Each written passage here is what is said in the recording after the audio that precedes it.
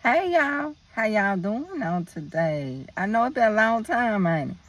I been seeing stuff, but I ain't been led to just do no video. Like I really ain't been led. Like y'all been just trying to get my kids and stuff ready for school, trying to get acclimated to their new schedule, and I'm just still working on it. I'm looking at my hat. I was cleaning up and I took my daddy hat off, and I guess it'll pop back up. I always wear. Cause y'all know my English. Y'all know I'm a country girl from the city, but I'm trying to pronunciate these words, man. But I normally wear my daddy hat. I took it off to clean up. I ain't found it. So now it's probably gonna pop up once I get through getting situated with everything. So now I just got my kids' hat on. And no, these are not devil horns. Let me stop. Okay. Yeah, I'm just smile talking, y'all. I don't really have too much to say. Yeah. I think God just taking me deeper with a lot of stuff. Like it just seems like my mind is just opening up. Like it's like this paradox. Like if you thought I was deep before, like my mind is just opening up, and it's like it's this paradox, and it's just opening up to even deeper dimensions than what I've been doing. So I just been just kind of taking in a lot, just been like a sponge absorbing, the knowledge that he chooses to give me, whether it's through other people who he reveal revelations to, or if God come to me directly. But one thing about God is I always tell God, I'm not out here trying to get all the answers. I don't want no overload. Like even with kids and they have like video games and they have access to the computer, it could be an overload on them to take in too much information at once, and it'll have a negative effect. So I feel the same way about me. I feel like with me being in this body that is sort of what's the word? That's limited in how much I can take and how much I can't take. I just be like, God, if you want me to know this, then okay, cool. But if it's something you don't want me to know, then okay, cool. Like I'm not out here seeking information, going to AI trying to get all the answers. Like if I want the answer, I'm going to God. Like I'm just going straight to God with the answer. So I'm not trying to find the mysteries of life and then trying to illegally obtain this illegal knowledge of the secrets and mysteries of life through AI, which is at one point or another controlled by spirits that's been here, ancient spirits that been here before us. So I'm not trying to just tap into this like they did in the days of Noah. In the days of Noah, how the angels saw the women as beautiful, and they began to like have babies and families with these women and marry these beautiful women back in Noah days. So these angels is mixing with these women who were beautiful, and the angels were beautiful because they in God's glory. So they producing these kids that are extremely beautiful. We won't be able to even we won't even our minds can't even process the beauty of these offsprings. Like we just not able to do that in the physical. And then one way or another, God ended up, well, let me see. So they end up having these beautiful children that end up being Nephilim, and they end up being like these superpowers. Like they end up trying to figure out a way to just kind of defy life, defy death. And so they created, if we angel, we mix with Herman, then we can kind of create this super species. So they kind of try to go outside of God, which is what they doing now. It never stopped. They doing the same thing. The Ecclesiastes, nothing is new under the sun. So in the process of this exchanging of them creating these families, which in my mind, if you creating families with these women and God assigned these women to the men, it had to be some kind of like battle and war with the men, because you taking they women that God appointed to them. You taking and you hijacking these women and claiming them for yourself. But God designed the women to be for the men of the earth. But you angels didn't claim, and you just didn't hijack it. So you didn't create a war with the men. So now it just made me kind of think of even just like when you deal with like everything, like same sex, all that. Like, do it stem back into this where it was like this order, how things was in order and how it created this chaos and this imbalance, so to speak. So, yeah, but God, he been telling me about a lot of stuff. It been real, real deep. But in the mix of this, y'all, you know, if you read Enoch, you know, it says that the angels was teaching these women and giving them all this knowledge, like knowledge that God was trying to protect them from. You know, the angels was just giving them these knowledge, teaching them about the universe, teaching them about the elements of life, and just teaching them about all of this around us, and really teaching us in a way to manipulate us, to manipulate the elements of life in a perverted way. Because the elements of life, what God created is the elements of life supposed to work in your favor, but they use these same elements to curse, to create curses and cause curses. And so, yeah, God just been taking me a lot of, like, real deep with this. I'm not going to get too deep with y'all with this. Yeah, I'm just speaking on the surface now. I'm just on the surface with y'all with this. I ain't trying to go too deep with this. I'm on the surface. Because at a certain point, you're going to realize the elements of the earth, you can speak for it to work in alignment with what you got going on through Christ and through the authority of Christ, which is what they want to do. Like, the elements of the earth want to be in alignment with Jesus Christ, but people has taken the elements of the earth, the trees and all this other stuff, and have twisted and perverted it. And they cause it to cause curses and that ain't what it was ever even designed to do. But through the authority, that's what's going on. Yeah, I ain't trying to get too deep with this, so I'm just keeping it on the surface with it. But then it let me see my authority and how, you know, you can reverse the curse. You can reverse the curse. Even the curses of the elements. Like, I was listening to Patience Dean, and she was speaking about how in the beginning, and I spoke on this, about in the beginning with Adam and Eve, God never cursed man, and he never cursed Eve for the sin. He cursed earth. Like, he sent the curse to Satan, and he sent the curse to earth, but he did not curse mankind. I'm going to get my Bible so I can read this, but this is basically what she was teaching on in her lessons. And if you read, like, even when I was speaking on Adam and Eve, and, you know, you finally, like, aligning yourself with your spiritual husband, I said, pick wisely. Because you're going to be under this, like, authority of this person. That's why I was telling the women out here, where you trying to find your husband, or you really just supposed to be waiting on your God-appointed husband. I said, pick wisely out here, because you're going to be under that authority, under that spiritual authority. And I think we just so, like, in this world, you know, it's just such a rebellion. We just don't really have a respect for authority. But in the spiritual, everything respects authority. Even demons respect the authority. Like, everything got a respect for the order and authority of what's going on. But us in this world, we just blind to authority. And I think it impacts us in the spiritual and the power that we actually got. Thinking we can buck the system all the time and just have the spirit of religion of, I want to do what I want to do. Like, I think they got a lot to do with a lot going on too, y'all.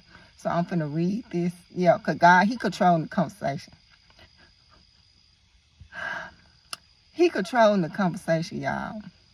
And so I'm finna read this right here about God cursing earth. And I'll come right back. I need to grab this Bible.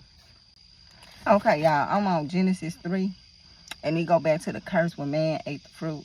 And, you know, he cursed, you know. And like I said, Patient Dean, she really broke it down way more. I spoke on it vaguely.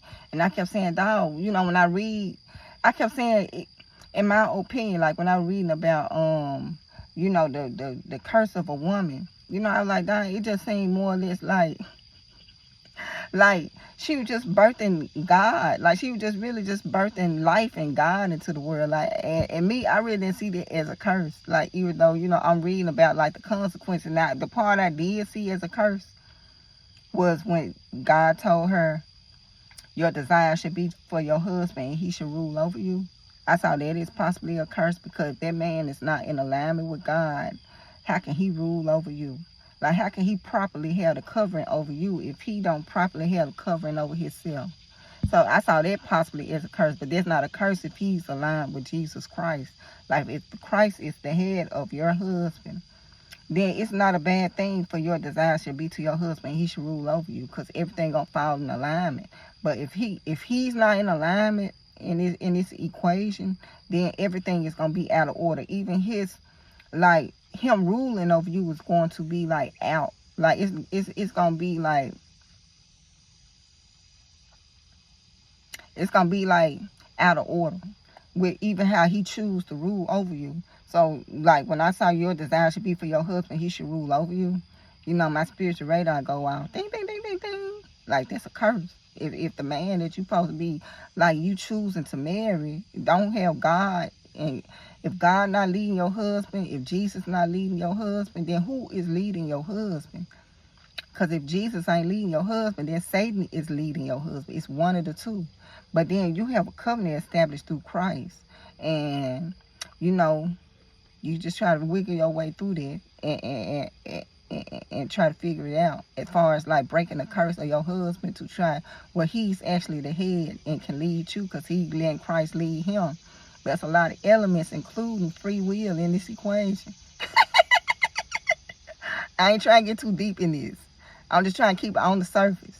So that's why, you know, you deal with your God-appointed person, you know, yeah, it's a good thing. But if it ain't your God-appointed person, you just took it upon yourself to do what you want to do out here, okay, you going to suffer the consequences. Behind all that, like, it's going to be consequences. Okay, so the second part of this, when he started to curse Adam, he said, "Cursed is the ground for your sake." It said, "And told you should eat of it in all the days of your life. For both thorns and thistles it shall bring forth for you, and you shall eat the herb of the field. In the sweat of your face you shall eat bread, till you return to the ground, for out of it you were taken, for dust you are, and to dust you shall return." So, like, it's like even when he was giving the curse, you know, it seemed like he created earth, you know, as a way, like, it was our gift because we had to be cast out of heaven, so he had to create a place for us to live. And, you know, when you look at the other entities, you know, some of them are wanderers. They have no place to go. Like, they just don't have no, certain spirits roaming around, they have no place to go. We have a place to go. God designed earth for us to take care of earth, which is a living being, earth. And so I look at earth, because I even look at when it was saying something about the blood crying out to God. Like when Cain killed Abel, like the blood cried out to God, like the earth was crying out from all the murder and stuff that was going on. So I feel like in a way, I don't know if y'all can look at earth as like,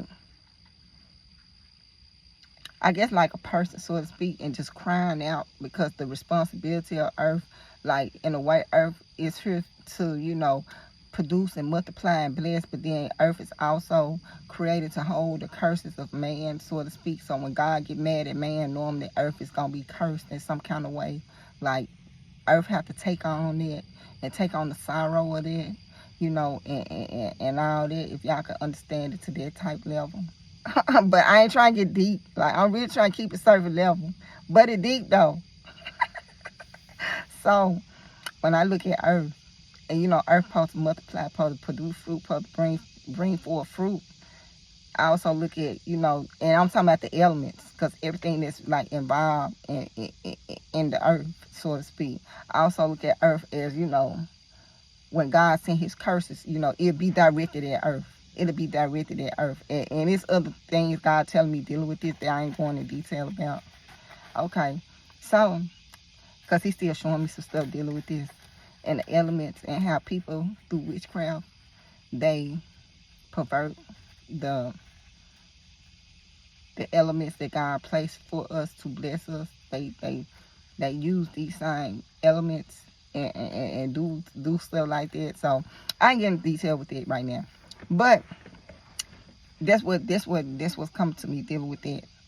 And you know, it even take me back to the fig tree when Jesus, you know, when he was hungry, and it said he went to a fig tree, and the fig tree didn't have no fruit, and he cursed that tree. Let me see if I can find it, and then I'm coming back. So I'm back on it. And God controlled all this. I didn't even have to look up and see what this was. Like, God told me it's in Matthew.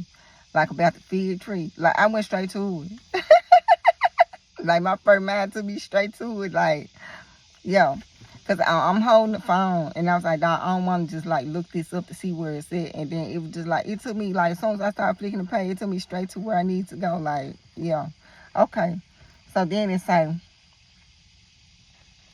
it talk about the fig tree withered, and this is coming out of Matthew 21 verse 28. It said, now in the morning as he returned to the city, he was hungry, and seeing the fig tree by the road, he came to it and found nothing on it but leaves, and said to it, let no fruit grow on you ever again. Immediately the fig tree withered. They say the lesson of the fig tree, the lesson of the withered fig tree, verse 20. And when the disciples saw it, they marveled and said, saying, how did this fig tree wither away so soon? Jesus answered and said to them, assuredly I say to you, if you have faith and do not doubt, you will not only do what was done to the fig tree, but also you will say to this mountain, be moved and cast into the sea, and it will be done. And whatever things you ask in prayer, believing, you will receive. Okay, so it's just showing you the authority that God gave us. Like, even with the elements of the earth, we deal with earth itself and also the trees. Like, you have authority. God has given you authority. God wants you to use your authority. Darkness and people that do witchcraft know this. They use their authority, but they use it to pervert the elements of God. But the elements of God wants to be aligned with you if you in Christ, because it wants to do the work of Christ. Do that make sense? So even the trees want to do the work of God out here. Like, it don't want to be put in a position where you speak it to the tree to curse whatever you got going on and to participate in the witchcraft that you use and its elements to be able to create this portal to do what you're trying to do in the dark, so to speak. I know it deep. This deep, y'all. Do you understand what I'm saying? So, yeah, when I tell you, you got the authority over the storms, you got the authority over the storm, you got the authority over the trees. You know, I told you in one of my videos, my kids was talking and they did something, said something to the tree, and the tree responded, and I told them, well, y'all leave the trees alone. But all of God's creation, if you in alignment with God, they in alignment with you.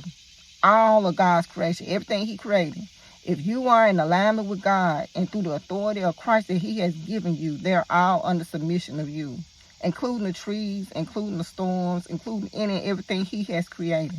And it want to be in alignment with Christ. That's the thing. His creation wants to be in alignment with him. So if you was in alignment and you the head and you got the authority over that, it's like, okay, what I need to do. But if you abuse your position through witchcraft and you use this authority in a way that's not in alignment with Christ, the elements, like, they just like, get me out this mess. I don't want to be cursed. I don't want to be like the fig tree that withered away out here because the authority was manipulated and I was put in position where through witchcraft I was used in a way that went against God out here. That's how these entities, and I'm talking about trees, I'm talking about earth, I'm talking about all of this. Yeah, God got me real deep in this, y'all. Like, he just got me, my mind so deep right now. Like, my mind is just open. Like, it's just like, boom, it's just like a part of, like, it's like a paradox. And I don't know if I can, it's like a Rubik's Cube. It might not even be like a Rubik's Cube. Let me try to explain this. Guys, it in the words to explain this. Because I keep thinking of a box like a Rubik's Cube and how it twists and it's like you can unlock it, like twisting, like connecting the dots. Like, it's like it be all mixed up. And as you twist this way, you twist that way, and you can kind of like form and you can kind of put everything starts to come together. So I think of like my mind is just like these Rubik's Cubes, and it's just like a click kind of together. And it's like a certain color just been connected. Like, it's like 2 or 3 of those like squares and connected. So now I'm like, huh? That's how I am with God. Like, huh? Yeah. Because we just on this, like, It's like dimensions and levels of God, and I was already interdimensional, but now it's like, huh? Yeah, when it comes to the element, when it comes to the storms, when it comes to the trees, when it comes to everything dealing with God, and what he created and how he created and why he created and the authority you got over all creation on the earth through Christ. You got the authority. He even speak on it in Matthew. Like when he cursed that big tree, his disciples was like marveled and they was amazed. And Jesus said you can do the same thing if you got faith and you believe. He like you can even do more things than that right there. Cause they were trying to figure out how the tree even like how it was cursed, how it was dying so fast. And he was explaining this to them. It's a bird. I'm like, is it gonna fly in the truck? Okay. So he was explaining all this to them because he trying to let them know. So like everything is in this word, y'all. Everything is in the word. Like everything is there. And then you can add some of the law books like Enoch if you need to. Because it's all been written. Everything has been written. Like every single, whether they choose to conceal it and keep it from us, or whether they choose to let us, everything has been written. I was listening to this person, and he was giving like this prophecy, and he was reading the prophecy of somebody, and he was just saying there was certain people that went, I think this was the last days, and they was reading like this like vision where God had people from all over the world, like a group of people had went, and these people, they was in the courts of heaven. God assigned certain random people, and they all was in the courts of heaven. Airplane. Distraction. Let me eat my ice.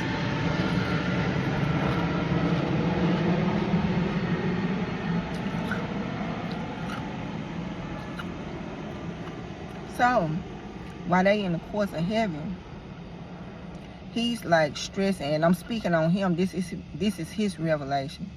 But he's speaking on Adam's time is almost up. And so he's saying that Satan is in heaven going before the courts because he's saying it's my time to reign. Like he's saying that Adam's contract is almost up. And so they're going back and forth like a real court over releasing and giving Satan what's supposed to happen. Because he's saying that Adam's time is almost up. So that's what's going on in the spiritual realm right now. Like that's the battle that's going on. So while he's explaining this revelation that this lady gave, who actually was in the courts of heaven, certain stuff she could talk about, certain stuff she couldn't talk about, she said that it's certain things that's written that Satan don't even know about. So even though Satan is a legalist and he try to use this Bible to try to bind us and keep us oppressed, God said it's certain things that's been written that Satan don't even have access to and don't even know about. So I'm like, shoot, when you look at God and how he moving out here, and you trying to like, you don't stand a chance. Like, you don't really stand a chance out here. Like, how is it gonna be in your favor?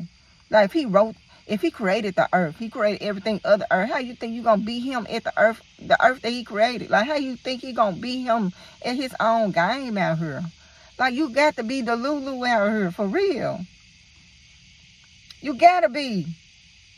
And when I say that, I'm speaking on Satan. Like, you gotta be the Lulu to even think that. Like, it's no way possible with everything that's going on that you're going to use this book, use this Bible to try to, like, enforce laws. That's why God sent his son to.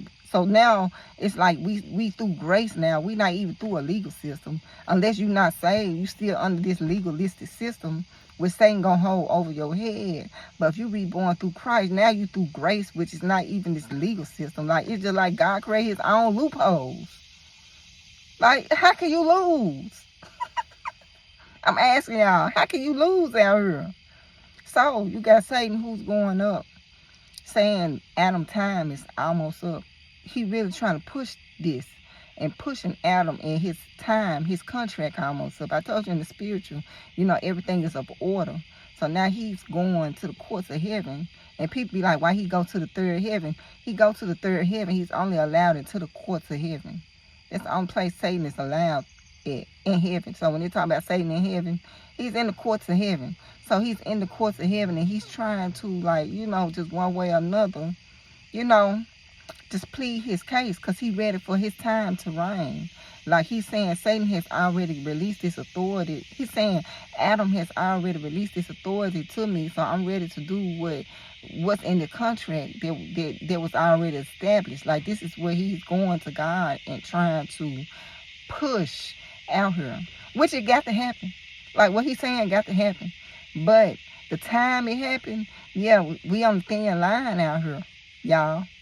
So, with this being said, and God is talking to me, because it took me to that, which taking me to this, forgiveness.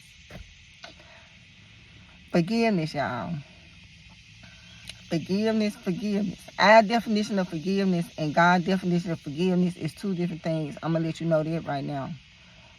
Do not be a good person that did good deeds all your life, and you went to hell because of unforgiveness, because somebody did something to you and you just could not let it go. Do not be destined for hell for something as small as unforgiveness. Most people gonna be in hell for unforgiveness. I'm putting this out there. So I'm stressing, because we really don't understand it. Like, I don't even understand it. Like, every day I be like, God, anybody. And this week I had a dream, because I know I just jumped. I didn't even finish the sentence, but this week I had a dream, and I could see that any forgiveness that was in me was removed from me. Even the forgiveness from all the way back from when I was a kid, I could see this week. But all the way up to this point, it just like, I was just praying. I was just like, God, because I'm already knowing. And, people feel like forgiveness mean like just keeping your distance from people. That's not forgiveness. People think that, forgiveness is just like, forgiveness is just being able to just like be kosher with people and just still like not even just like dwell on the fact of the hurt and the harm that they did to you, so to speak. Like really to like erase it. Like you have to erase it. And you got to erase it out of your spirit, out of your soul. It can't be no memory of it. And when I say no memory of it, like God don't want you to be boo-boo the fool and you go through the same thing you went through because you done forgave a person and then you done let them back in. They did the same thing to you 2 times, 3 times. Like, you can't be foolish out here. But the forgiveness, like, it really do got to be to the point where, like, it never happened. Work on forgiveness. I'm telling you this now. I'm a good person. I'm a nice person. But that forgiveness, like trying to uproot it from all the way from your spirit, from your soul. Like you might uproot it in your physical and be like, okay, let me just go and mind my business. But it's still in your soul. Like you got to get forgiveness. Do you know how hard it is to dig that up? You don't want to get no roots. You don't want the seeds of unforgiveness to create roots of unforgiveness. Like it's going to be real hard to uproot it once it starts to root inside of you. So y'all, I know, they're deep. So y'all, work on unforgiveness. Work on it now. Take it one day at a time. And you cannot, like, the type of level of unforgiveness that God wants us to, like, exercise, you can't do this on your own. I'm telling you that now. Like, it's going to come from a higher power. Like, it's no way possible that you in the flesh can properly forgive a person. It's no way you can do it. This is going to require the Holy Spirit, God, Jesus, the angels. Like, God, you're going to send all your help to help, show us how to properly forgive so we don't be stuck in hell because we thought we forgave a person that we didn't truly forgive because it was like fragmented in our soul somewhere. Like it was a fragmented piece of our soul that we didn't even know was there. So y'all, I'm speaking this. It just been on my spirit to stress unforgiveness, working on this daily. Like you're going to have to, like this right here is going to be one of the hardest because it seems like it's hidden.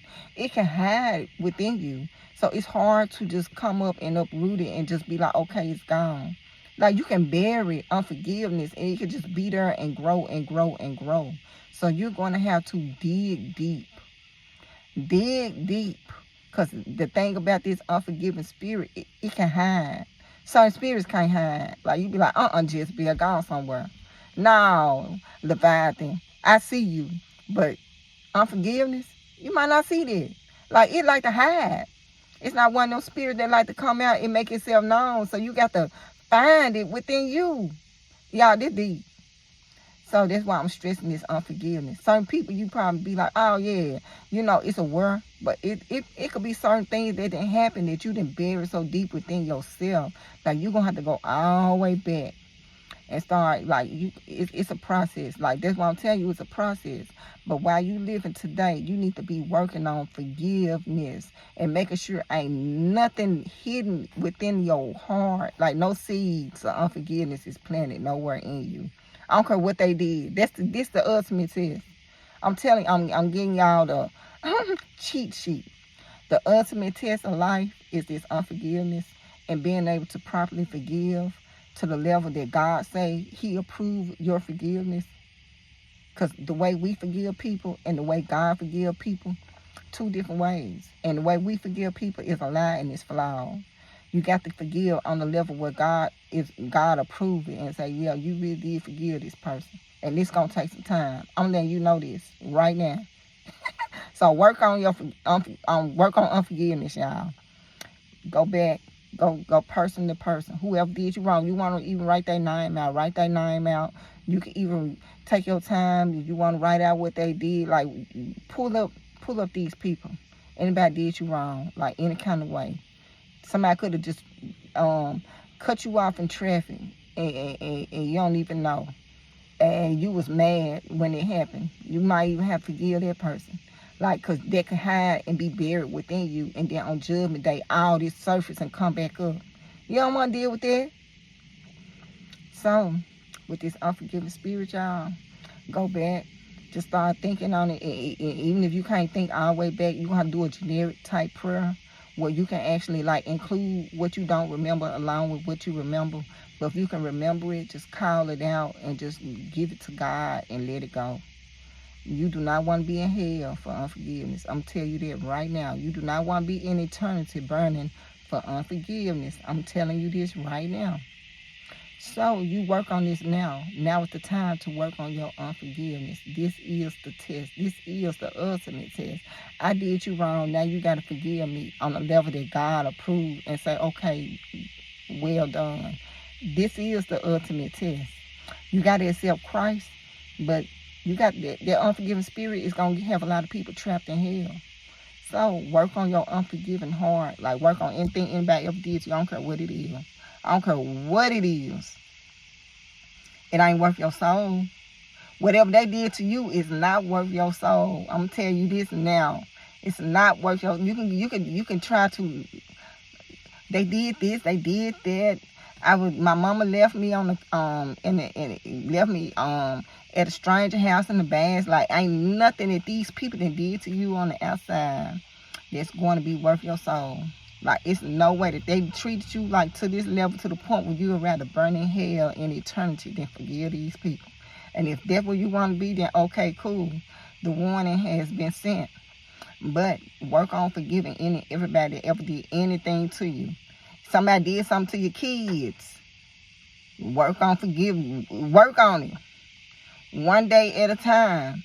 Till God giving you grace. He giving you time to try to fix this.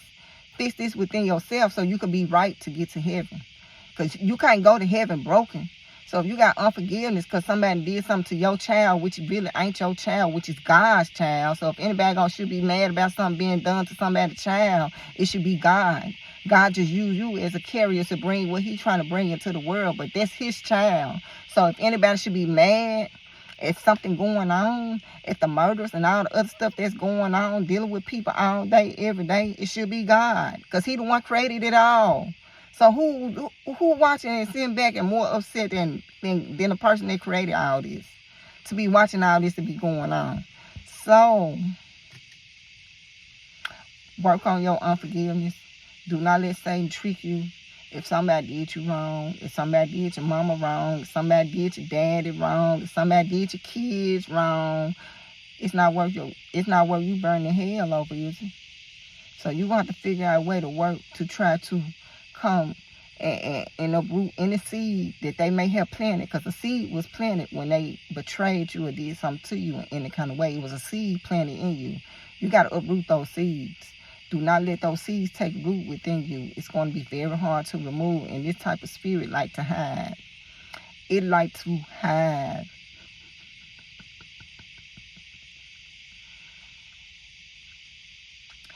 And I'm thinking God showed me in the spiritual how unforgiving, how it works.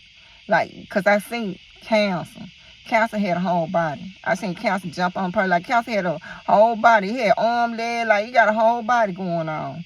So, and I'm thinking I seen unforgiveness. I seen the demon of unforgiveness, the spirit of unforgiveness. I ain't gonna say demon, but the spirit of unforgiveness. I just think this. It like to hide. Very, like the way it moves, the way it travels, it's very slow. So slow you probably wouldn't even notice it. Like, you wouldn't even probably notice the effects of it on you, and it manifesting and taking over your body is so slow. Like, it's one of those slow, like, I'm trying to describe this. Because it wasn't explained to me what this was, but I was looking and I saw, and it was just slow, like, that's what I'm saying. Like, when you deal with unforgiveness, like, people see Jezebel, like, ooh, yeah, just, ooh, Leviathan, ooh. But when you deal with unforgiveness, it's a tricky spirit to deal with. It's real tricky. Because in your mind, you might even be dealing with a Leviathan who make you think you didn't really forgive a person you ain't really forgave. See, Leviathan again in your mind and make you think you good. You ain't really good, because it ain't on the level that God's saying it's supposed to be on. So, you're going to have to be, like, when you're dealing with the forgiveness, you're going to have help from the outside. Like, you got to. Like, I don't see you forgiving a person without God, Jesus, or the Holy Spirit coming in to help you properly forgive all these people. They have hurt and betrayed you. Like, I just don't see it happen. Because us in the physical, we got this trauma, and this trauma is just going to keep connecting us and keep reminding us. And so it's hard to let go when you constantly remind it.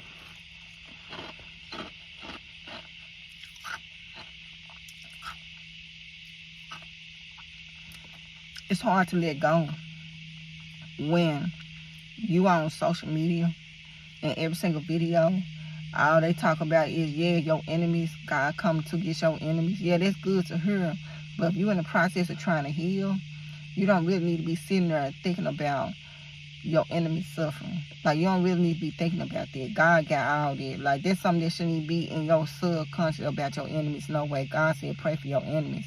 So when you see all these videos and you trying to go forward with yourself, you trying to properly forgive people, but then you see a video, then like, oh yeah, God vindicating you. Oh yeah, this person did you like this. Oh, that person did you like that.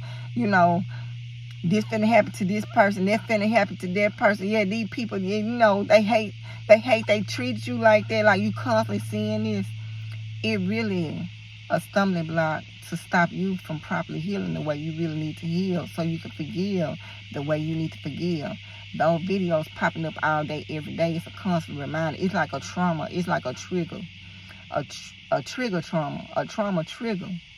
So how can you heal?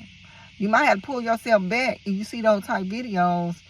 Just, you know, and I've been working on it with me too. Just trying not to repost. Like, I already know God vindicated. God got me. I already know that, okay, if I was in your life, I ain't in your life. You know, it is what it is. Like, I'm already knowing this. I don't have to constantly post videos to show you is hurt.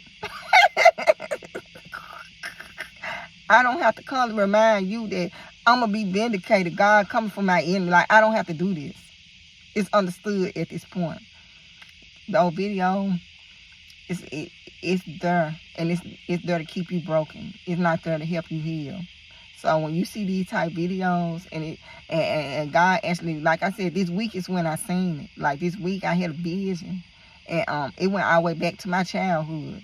And that's why I was like, something been lifted off of me. So that's why I'm doing the video to explain this. Like, when y'all see these little, like, reels, and everybody always talking about vindication, God is, you might not want that type of energy around, and you might not be wanting to take in all that what you hearing, because like you in a process where you trying to heal and you trying to like really seek forgiveness on a level that God approves, and you don't need nothing like a piece of nothing, a piece of reminder of trauma or nothing that went on, and you trying to fully like uproot this seed, but every day the seed being watered, because you looking at these videos that keep talking about, yeah, your enemy, yeah, you remember when you betrayed me, yeah, you know what you did, like,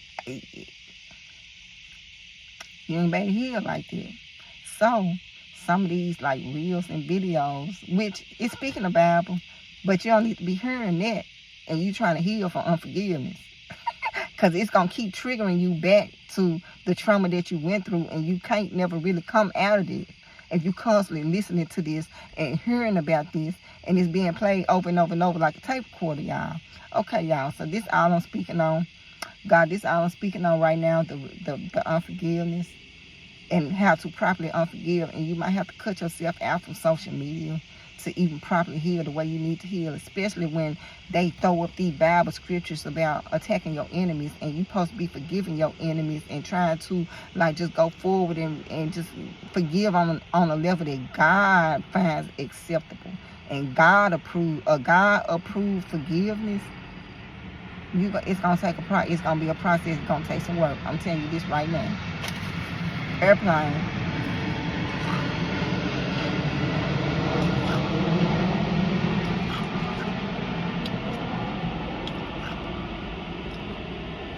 The scripture constantly being thrown out in a way to pervert and just make you dwell on the past, make you constantly think about the past instead of moving with the future, trying to properly forgive. It could be a stumbling block. You can't use the word and twist the word now. You know, so, and you know, sometimes God do get to the point where he just tired. And he do send out the word and say, okay, touch not my anointing, do my prophet no harm. Because it's like, when will you stop? But, you know, sometimes he do get to that point, and I might be like, ooh, unforgiving. Then I might do a video, be like, look, God saying touch not my anointing, because whoever these people is still testing and playing with God. So he going to send a warning out dealing with their context. But, just the same, I'm not sitting here, y'all, because I want y'all confused. Talking about some, yeah, my enemies, my enemies, my enemies. God is sending a warning about touching out his anointing because he's trying to protect you in this process. He wants you to stop whatever it is you're doing, whatever it is you're thinking, whatever you're trying to come up against toward his anointing. He's trying to send a warning out for you. But it's not, it's not in a hateful type way. It's to chastise you out of love, not hate. So, sometimes they send these scriptures and it's dealing with like vengeance and God, vengeance, it's out of hate. It's not out of love. So, y'all, I'm going to let y'all go. Y'all enjoy y'all day. But this is all what God want me to speak on. Yeah, it sounds like a paradox. It sounds like something just like click, click. And it just seemed like my mind just opened like a little deeper now. So, I don't know, y'all. Y'all thought it was deep at first. I don't know if y'all ready for this right here. That's why I ain't saying too much. Because he just really been showing me a lot, teaching me a lot, especially with the elements of the earth. And how you can get all this to work. Like, all this is supposed to work in your favor. Like, everything around you is supposed to work for your good. Like, that's what he put this here for. That's what he put it here for. People do witchcraft, they know this. So they use the elements, but they use it in a perverted way. God don't want you to use it in a perverted way. He wants you to use it, but under his authority, he wants you to use it. Yeah, the storm have to respond to you. Everything have to respond to you under this authority, even demons. So, y'all, I'm going to let y'all go. But this is what he want me to speak on. Let me see, real quick. Yeah, I dream about my daddy, which normally in my dreams, my daddy, God normally don't let me know that that's my dad, but in the dream, God did not take that memory from me. So I'm just like with my daddy, and I was just telling him about how the soul and the spirit already exists before it even is attached to a body. Like, I don't know, I guess doing conception, the three become one. Like, I don't know. But I'm still like, it's just still open to me. But in the vision, I was explaining everything to my daddy, y'all. I was like, oh, before it's contained within the body, the spirit and the soul is already alive. I know the spirit is alive, The spirit's already alive. The spirit is already with God. That's why in the Bible it says God knew you even before you was conceived to the world. God knew you. Like you was already existing and living before you was even birthed into the earth. So it was something like that. I was telling my dad, he was just like listening. But I got to go back and think. Because then another part of the vision, it kind of jumped, and it was this lady. And it was something that supposed to went on. She probably been doing something. And it was something pertaining to a man. And so in the dream, this lady probably been doing something pertaining to a man. And the lady, she was talking to me, and she was like, I'm not going to do it because she's like, I'm a seductress. Or she said, she identifies herself as a seductress. And she was like, I'm not doing it because I'm a seductress. Or something she was saying to that effect. So I don't know, but she was real pretty, blonde hair, tall, slender. And she identified herself as a seductress. And whatever this was, she was just like, I can't do it. And she was explaining the reason why she can't do what this was, whatever this was that she probably been doing.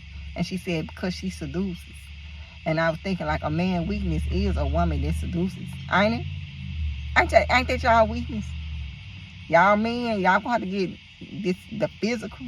Y'all got a little hard because see, God created y'all to be physical beings. Everything about y'all physical, the look, this, that, but and y'all temptations. Y'all see how fast Adam fell for Eve when she told him to eat that fruit, don't he? You got to be spirit-led out here, especially you a man. Because everything physical, so Satan can get you with the eyes. Like, he got you. Like, the beauty. Like, I mean, I don't think we understand the magnitude of some of this beauty. Like, God, he got beauty. And Satan, he also got beauty, and he perverts the beauty. But if that's what you using to drive and control you, woo. Because that's, you're going to fall every time. Like, beauty, that's natural out here. That's a natural thing to have beauty. So you got to have a little more going on, don't it? Not to fall for the trap. There's some beauty. Or you going to fall every time. So, I'm going to let y'all go. I was thinking like, dang, the men need some prayer out here. Because y'all going by beauty. And what I be saying, the beauty. Like, even when you did, I'm going to let y'all go, but even when you did with what I was saying in the beginning of time, when you had these angels mixing with these beautiful women, what do you think their offspring was? If you got angels mixing with beautiful women, their offspring is a combination of the two. The offspring is even more beautiful than them. Yeah. So beauty, don't let that be the only thing that got you out here, y'all men. Because it's some beautiful creatures and beautiful, they got you. Like, you're going to be mesmerized when you see some of this stuff going on. So, yeah, when it speak on that, speak on the beauty. So because I'm speaking on the men, the angels that mixed with these women that had beautiful kids. These beautiful kids were Nephilim. That's what this Nephilim species, they were beautiful. Beautiful. Because you got these angels, which is the glory of God, which is beauty, mixing with these women who is also beautiful. And they creating these beautiful kids. So in the process of them creating these beautiful kids, God eventually ended up creating a flood. And so in the process of God creating this flood, because it was just so much going on, way beyond just the sin of man. You dealing with angels, you dealing with all his creation just going buck wild out here. Like everything just doing whatever it want to do. All his creation, he got more than humans going on. Everything was out of order. He created this flood. His flood killed, all of that contamination, including this Nephilim. And so when he killed the Nephilim, they became disembodied. They don't have no bodies. Because the way they was made and created, they didn't have a spirit. You see what I'm saying? Because you got the angels that's mixing with these women. God is not in this mix. So God is not releasing his spirit, so to speak. I'm trying to think like, y'all, I got to go back and research this right here. But one way or another, because sometimes I think back and I'm like, okay, God, if this not of you, if this not your creation, how is they even living? But then I guess it go back to like even now when you deal with like people and they doing the incubators and they doing the babies, and it's not in a natural way, it's like it's gonna be missing one of those elements, ain't it? If you need three elements to live. So you need a body, you need a spirit, and you need a soul to be whole with God. And you do it outside of the way God wanted to be done, and this just me speculating, you're gonna be missing one of those three elements, ain't it? Ain't you gonna be missing maybe your soul? Maybe you're not gonna have a soul, because you're gonna have a spirit. That's God. You're gonna have the body, but the soul, maybe that's what's missing. Maybe that's going to be the missing piece if you do it and it's not in alignment the way God said it's supposed to be. I don't know. I got to go back with this right here.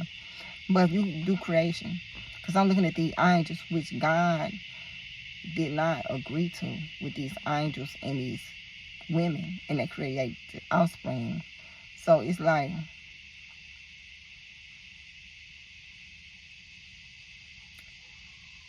they could not have had all three elements.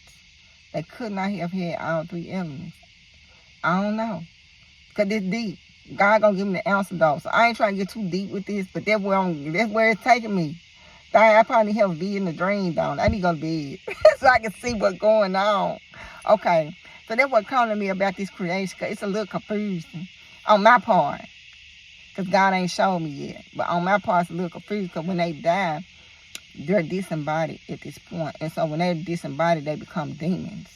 So this is where the demons come from. The demons come from the Nephilim, and the fact that they don't have a body. They just like floating around like wanderers. They don't have a place, like they don't have all that. They just like wandering around. They desire a body. So Satan promised these demons who once had a body that they can have a body. But how you gonna, like, at my expense? You see what I'm saying? Like, how is you gonna sit here and promise them something that you ain't even got? So I look at how Satan manipulate all his creation, all God's creation. I posted this about how he got everybody just turned on everybody. Like, whoa. He got the angels. He saw weakness was them, and then he caused them to rebel. He got the Nephilim, the demons, and they just want a body. Like, they had bodies. They was beautiful, had bodies. And boom, now they have no body. They just floating around. And you got to have a body to be able to, like right now, you have to, because I think at a certain point, it's all going to merge. And you're going to see the spiritual and physical come together. Like, you're going to see, like, it's going to come together. But right now, to operate, you need a body. Dang, God, this video getting longer and longer.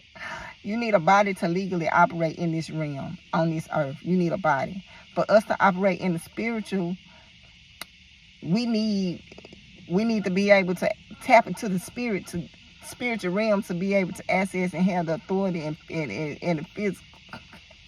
They got something we want, we got something they want. And I'm talking about the people that not operate through Christ. They trying to find a legal way to tap into the spiritual. So they got something you want, and they want your body. So y'all do this covenant. You allow them to use you so that you can use them. So you use them in that realm illegally, and they use you in this realm illegally. Y'all got a covenant set up with each other. So when you look at these people, and some of them may not even be like consciously aware. Like when you deal with like people that possess and dealing with stuff like that, like sometimes like even through the bloodline, like it was somewhere along the line with somebody in that bloodline offered up this particular person. And this person is in covenant. This child is in covenant and don't even know it, and born into this world and don't know what's going on with what. Yeah, I was looking at that girl, that lady, her name Erica, and she was talking about how her grandmama had sacrificed her to Satan for the powers and what she gained, like the material gains of this world. She had to sacrifice her granddaughter, and she was the one that her grandmother sacrificed for her. I don't want to confuse y'all because I keep saying her. But the grandmother sacrificed her granddaughter to Satan. So she was in covenant. The granddaughter was in covenant with Satan through the grandmama. And the grandmama did this because she was just trying to obtain all this power and whatever he had to offer, all this power and wealth. And so she just sacrificed her granddaughter. And so a lot of people is in covenants and stuck in covenants, but it's through the bloodline. Like it's somebody in the bloodline. You go all the way back through your ancestors that made some kind of sacrifice, that opened some kind of door. all the way through the blood. This is where the covenant was established and made. God is taking me deep with this stuff, y'all. Like, he is really taking me deep with this stuff. I'm going to end this video right here, right now. Because there's a lot. And I'm slowly, like, just really taking all in this new information. Like, it's a lot of new stuff he been showing me. So, it's just like sometimes covenants within the bloodline. And sometimes even when you give, like, Satan, you know, he done had access somewhere because he's going to go before God. And a lot of times, even when a spirit or a demon or something access you, they say we got rights to this person. And you got to figure out where did they have access to have rights to you. Like, where did they have access to have rights to you? It's through sin. Sin is one way, but some ways it's through, like, covenants that's established even before you was born. I was looking at some kind of something, and when I was looking, this person was saying that it was a covenant established through her bloodline, and said something about the 9th grandchild, and she happened to be the 9th grandchild, and said she was in covenant with darkness through her bloodline, did not know that she would even be a sacrifice. She wasn't even born yet. So you got to go all the way back through the bloodlines with some of what's going on. And God, he just slowly been showing me stuff and just kind of just like teach me all this stuff and stuff like that. So I just kind of been taking it in. I see he trying to take me on a different level, y'all. So I just been just taking it in, learning, just seeing what, just, yo, I see I'm on, yo, I don't know what to say. But I'm going to let y'all go. Y'all enjoy y'all day. Y'all be safe.